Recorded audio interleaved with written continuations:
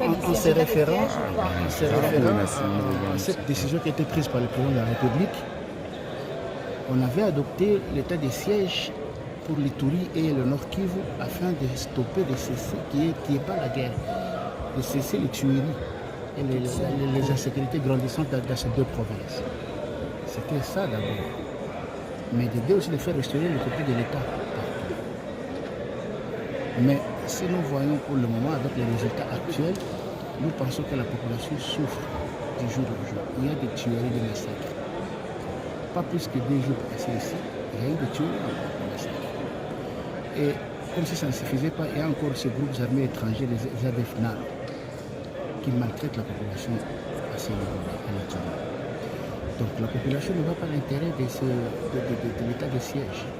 Si seulement c'est l'objectif de cesser les tueries, la guerre, qui est la sécurité dans notre province. En partant de ça, nous pensons que ça n'a pas vraiment été bien adapté.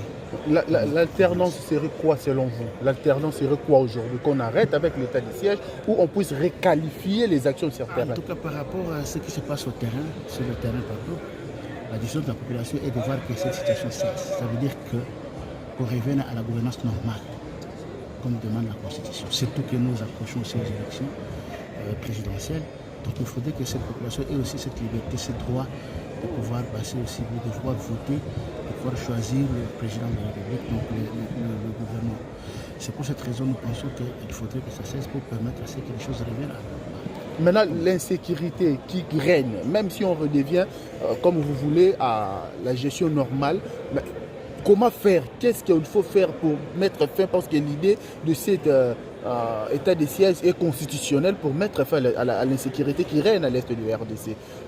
L'alternance serait quoi pour mettre fin maintenant à l'insécurité? Ça a montré ses limites. Ce n'est pas à nous, c'est au gouvernement, c'est à la présidence de la République de réfléchir sur ça. Parce que c'est leur obligation, c'est leur responsabilité de gérer ces pays. Vous comprenez? Les militaires sont là, leur travail, c'est l'intégrité du territoire. Ils sont là pour ça. Ils feront leur travail comme d'habitude. Il faut qu'ils aussi, les députés, fassent leur travail. Donc c'est ça. On voudrait que chacun puisse faire son travail. Pourquoi l'état de siège dérangerait à la population avec cette situation ou à bien vivre? Oui, bien sûr, il y a des fois de couvre-feu. Il faut comprendre.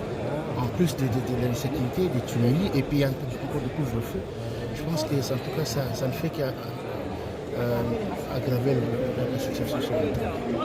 Donc nous pensons que le gouvernement, le président de la République doit réfléchir donc, un modèle adapté à ce qui se passe sur le terrain. Mais nous avons vu, l'état de siège a montré ses limites pour répondre à l'insécurité. Votre nom complet, s'il vous plaît? Mon nom c'est Choukani Biaouf. Je suis le responsable de la communauté islamique provinciale de l'Ituri, mais aussi ambassadeur de la paix, mais aussi vice-président du conseil des professeurs religieux. Ah, ok. Merci beaucoup.